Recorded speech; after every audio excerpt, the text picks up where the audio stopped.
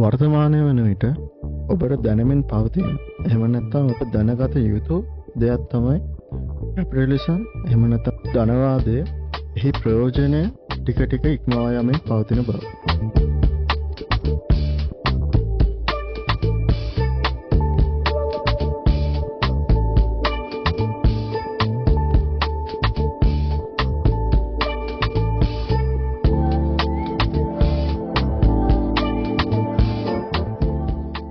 මේ தত্ত্বය නිසා අද වෙන විට සමාජය තුළ ටිකින් ටික ප්‍රචලිත වෙන අදහසක් තමයි මේ අපට අවශ්‍ය වන්නේ ධනවාදය සහ සමාජවාදී මිශ්‍ර කළ ක්‍රමයක් කියන එක. ඒත් එක්කම නිකන් යුරෝපය වගේ කියලාත් කියනවා. සාමාන්‍යයෙන් මෙහෙම කියන්නේ හොඳ අරමුණක් තියෙන ධනවාදයේ සුවපත් කිරීමට අදහසක් තියෙන ලිබරල් අදහස් දරන පුද්ගලයන්. ඒ වුණාට මේ අදහස් ටිකක් විමර්ශනය කළ විට බොහෝ වෙලාවට හෙළිවන්නේ මේ තමන්ගේ පක්ෂග්‍රහී අදහස් තහවුරු කරගන්න භාවිත කරන අපටි අදහසක් වෙන බව. ඔවුන් මෙසේ කියන විට ඔවුන් වර්තමානයේ වන විට ධනවාදයේ පවතින මේ සම්පූර්ණයෙන්ම පරාජයට සහ අසමත්භාවයටපත් වූ සමාජවාදයේ හෝ කමියුනිස්ට් වාදයේ තුල ඇති යම් සාර්ථක අදහස් කිහිපයක් තුලින් निराකරණය කර ගැනීමට පුළුවන් බව කියයි. වෙනත් වචන වලින් කියනවා නම් කමියුනිස්ට් වාදයේ අසාර්ථක වුණා තමයි. නමුත් මිශ්‍රාර්ථිකය සඳහා තාමත් හොඳ අදහස් කීපයක් එයින් අපට ගන්න පුළුවන්. මේ වීඩියෝ එකේ අපි බලමු මේ අදහස කොහෙටද යන්නේ කියලා. ධනවාදය කියන්නේ වෙළඳපොළ, පුද්ගලික දේපල සහ ප්‍රාග්ධනයේ පෞද්ගලික අයිතිය මත පදනම් වූ පද්ධතියක්. ඒකට විශාල මුදල් ප්‍රමාණයක්, ස්වාභාවික සම්පත්, කර්මාන්තශාලා, ඉඩම් වගේ දේවල් ඇතුළත් වෙනවා. මෙහි තවත් වැදගත් ලක්ෂණයක් තමයි වේජ් ලේබර්. එහෙම නැත්නම් සමස්ත ධනපති පන්තියට වැටුපක් සඳහා විකිණීම. ඉන්පසු ධනවාදී ඒකම්කරුවාගේ ශ්‍රමය භාවිතා කර නව වටිනාකමක් නිර්මාණය කරනවා.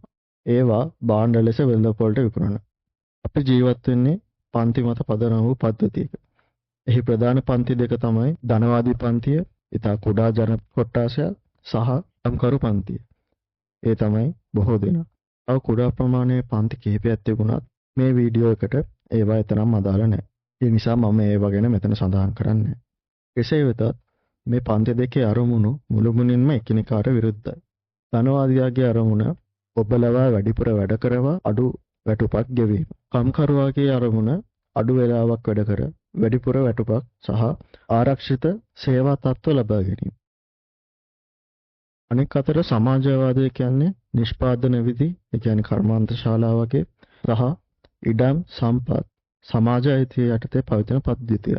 සාමාන්‍යයෙන් ඒවා සමූපකාර හෝ රාජ්‍ය අයිතිය යටතේ පවතින අතර කම්කරු පන්තිය විසින් පාලනය කරන දේශපාලන පද්ධතියකින් මෙහෙයවනවා. සමාජවාදයේ මූලික ආර්ථික මූලධර්මයක් වන්නේ from each according to their ability to each according to their work. එහෙමත් නැත්නම් සෑම කෙනෙකුගෙන්ම ඔවුන්ගේ හැකියාවට අනුව සෑම කෙනෙකුටම ඔවුන්ගේ වැඩ අනුව. සමාජවාදය සරල වශයෙන් නිෂ්පාදන සම්බන්ධතා නැවත සංවිධානය කිරීම ගැන අවධානය යොමු කරනවා. එනම් පෞද්ගලික අයිතිය සහ ඉහළ සිට පහළට පාලනය වෙන ධනවාදී ව්‍යවසාය ආකෘතිය වෙනුවට කම්කරුවන් විසින් ප්‍රජාතන්ත්‍රවාදී ලෙස පාලනය කරන ආකෘතියට මාරු වීම.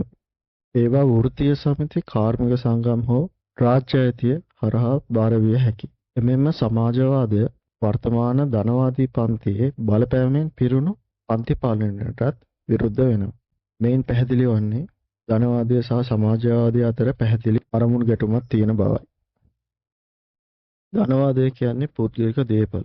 එහිදී පුද්ගලික දේපල කියන්නේ ඔබගේ ගිටාරය, දත්බුරුසෝ හෝ නිවස වගේ දේවල් නෙමෙයි. මෙහිදී අදහස් කරන්නේ කර්මාන්තශාලා වගේ නිෂ්පාදන පද්ධතිවල පෞද්ගලික අයිතිය. සමාජවාදය කියන්නේ මේ පෞද්ගලික අයිතිය අහෝසි කිරීම සඳහා කටයුතු කරන අදහසක්. ධනවාදයේ ඉහළ සිට පහළට පාලනය වන ධනවාදී ව්‍යවසාය පද්ධතිය සඳහා පවතින අතර අනෙක කම්කරුවන්ගේ ඇති සහ කළමනාකරණය සඳහා පවතී. සමාජවාදයේ විශ්‍රාම වැටුප් සඳහා සහ ධනවාදයේ විශ්‍රාම වැටුප් අහෝසි කිරීම සඳහා පවතී. මේ පද්ධති දෙකේ අරමුණු සහ ප්‍රතිඵල එකිනෙකට සෑම විටම ගැටෙනවා. ඉතිහාසය සහ න්‍යාය දෙකම අනුව පන්ති සහයෝගීතාවය තිරසර නොවන දෙයක්.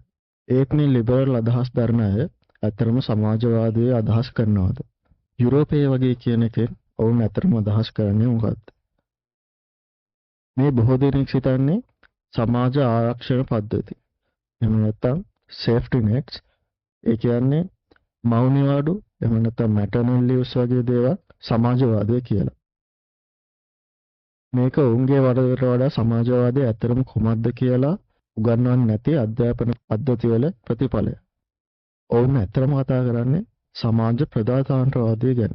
එහෙම නැත්නම් සෝෂල් ඩෙමොක්‍රසි. සමාජ ප්‍රජාතන්ත්‍රවාදය කියන්නේ කම්කරු ජනතාවත් සමග සමභාවයට පත් වෙන්න උත්සාහ කරන අවධියේ පවතින ධනවාදයටයි. එකල සෝවියට් දේශයේ අසල තිබුණු නිසා එහි තිබුණු සමාජ ආරක්ෂක පද්ධති යුරෝපීය රටවල් වල කම්කරු ජනතාවත් ලබා ගන්න සමත් වුණා. ඒත් සෝවියට් යුනියන් එක කඩාගෙන වැටුණු ගමන්ම මේ රටවල් වල පාලක පන්තිය එහෙම නැත්නම් ධනවාදී පන්තිය මේ සමාජ ආරක්ෂක පද්ධති විනාශ කරන්න පටන් ගත්තා. දෙවන ලෝක යුද්ධයෙන් පසුව යුරෝපයේ නැවත ගොඩනැගීමේදී සමාජවාදී බලවේගවල ජනප්‍රියතාවය නිසා ඒ රටවල් වල පාලක පන්තියට තේරීමක් කරන්න සිදු වුණා. ඒ තමයි ඔවුන්ට ජනතාවගෙන් පිළිගෙන බලය තබා ගන්නද නැත්නම් විප්ලවයකින් බලය අහිමි කරගන්නද කියන එක. ඔවුන් මේන් පළමු වෙන තෝරාගත්තා. ඒ නිසා අද වෙන විට යුරෝපයේ සමාජ ප්‍රජාතන්ත්‍රවාදයේ මේ විදිහට පවතින. නමුත් සමාජවාදී රටවල් මෙන්නව සමාජ ප්‍රජාතන්ත්‍රවාදී රටවල් තම සමාජ ආරක්ෂක වැඩසටහන් පවත්වාගෙන ගියේ නව අධිරාජ්‍යවාදය සහ යටත් විජිතවාදය මත පදනම් වූ ආර්ථික සම්බන්ධතා හරහා. මේ කරුණ ඉතාම වැදගත්. මොකද මේ සමාජ ප්‍රජාතන්ත්‍රවාදී රටවල් වල මේ සියලු ආරක්ෂක පද්ධති සපයන්නේ තුන්වන ලෝකයේ ජනතාවගේ කොඳු මත තියලා. බ්‍රිතාන්‍ය සහ ප්‍රංශය වැනි රටවල් තම ධනය ගොඩනගා ගත්තේ අධිරාජ්‍යවාදය යටත් විජිතවල අසාධාරණ බදු සහ සම්පත් සොරා කෑම මගින්.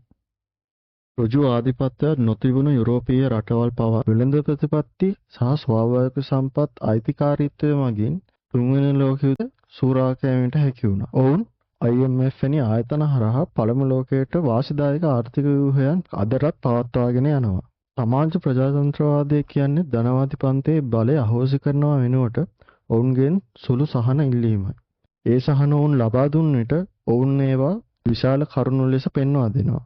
නමුත් ඒ ධනෙ නිර්මාණය කළේද කම්කරුවන්මයි. කෙසේ වෙතත් මෙවැනි පද්ධතියක් දිගටම පවත්වාගෙන යන්න බෑ. මොකද ධනවාදයට සෑම විටම අධික ලාභය අවශ්‍යයි. ඒ නිසා කාලයත් සමග මෙවැනි සුළු සහන අහිමි වී යනවා. මේ වෙන විටත් ඔබගේ සිතට අදහසක් ඇවිල්ලා ඇති මේ ධනවාදය සහ සමාජවාදය කියන්නේ නිකන් අහස පොළොව වගේ අදහස් දෙයක් කියලා. එබැවින් ඇයි මේ ධනවාදයේ සමාජවාදී මිශ්‍ර ආර්ථික ක්‍රමයක් ගැන සමහරක් මිනිස්සු කතා කරන්නේ?